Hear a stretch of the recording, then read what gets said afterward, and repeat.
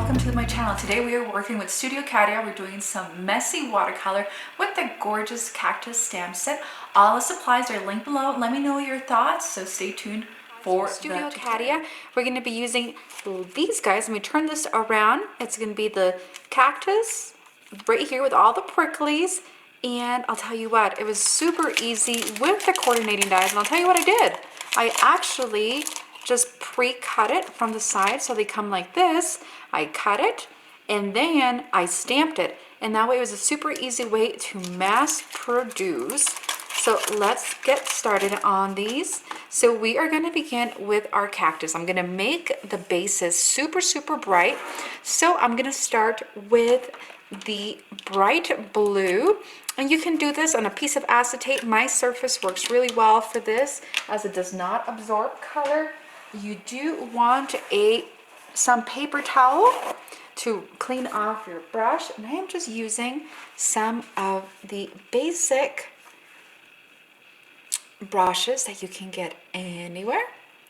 And the more color you grab, the better. So be sure not to oversaturate your brush and your image. I am using watercolor paper for this one because it absorbs differently, and especially when you're doing different layers, it just works better. All right, I'm gonna clean off my brush, and we're gonna move on to the next bright color. We're gonna be using this red. This is a Zig Clean color in geranium red, and we're gonna do the shadows of our flower pot here, or cactus pot.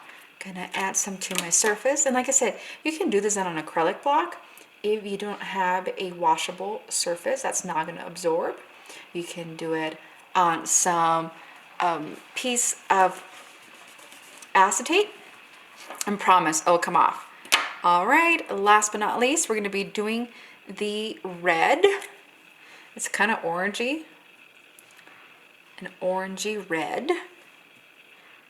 And as you see, these are smaller images. You don't need a ton of color there. And that's what we mean about messy watercolor. It does not need to be perfect. So splotchy works. Okay, we're gonna come back to our blue. I used too much water on that, so don't do that. Don't use too much water. All right, and by alternating these guys, it allows time to dry, and that way there's not too much of a color mix up there.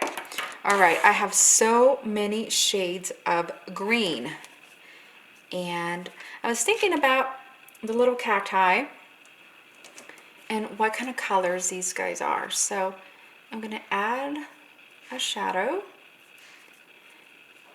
Okay, I'm gonna grab that. I'm gonna give some time to dry, and this is water based, so we'll be able to come back and grab that color.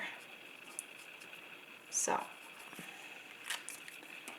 let's grab that. Feel free to mix colors. We are gonna do that darker red on the little blossoms. Okay. Have you guys ever eaten cactus? You know, I grew up in Texas. I grew up in El Paso. My mom sautés cactus. Don't ask me what kind, but she does. She makes them into like burritos and such. All right, we're gonna grab that color. Oh, how fun. I'm gonna clean my brush up. I'm gonna grab this. And by adding my shadows to the image, it just makes it super easy to color. I'm gonna clean off the brush, and we ended up using two colors over here. All right. Just blob it on. Messy watercolors is the bomb, guys. It's super easy. Gonna come back with that geranium red.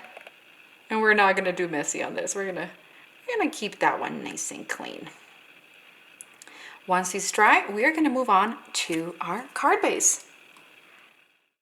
Okay guys, these guys are dried up. We are gonna begin by adding our sentiment. I'm using Happy Birthday. This is a super great, easy way. I love this stamp set from Studio Katia. We're gonna come in and try to center that at the best of your abilities.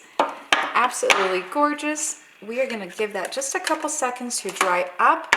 Using the same acrylic brush or acrylic block, we're gonna be using the Zig Color in green gray. And we're gonna put that on our acrylic block. We're gonna saturate that, and we are just gonna create a messy line of watercolor there. This is gonna serve as a great base for our cacti. We're gonna put some foam adhesive on the back and place these on our card.